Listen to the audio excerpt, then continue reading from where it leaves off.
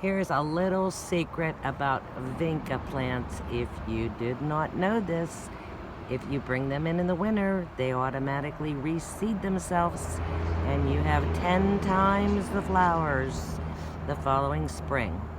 I started off with just a couple little twigs when I brought this out from the garage, and it is a full bouquet in a big 12-inch pot, and they are just breathtaking with their colors. If they are starting to turn yellow, they're getting too much water. So if you've got them in the yard, you may want to move them to an area where they're not getting so much rain. If they're in a pot, just bring them under the porch.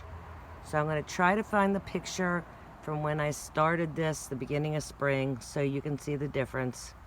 But these are my favorite go-to outside drought-resistant flowers. So I hope you like, share, and will enjoy our channel.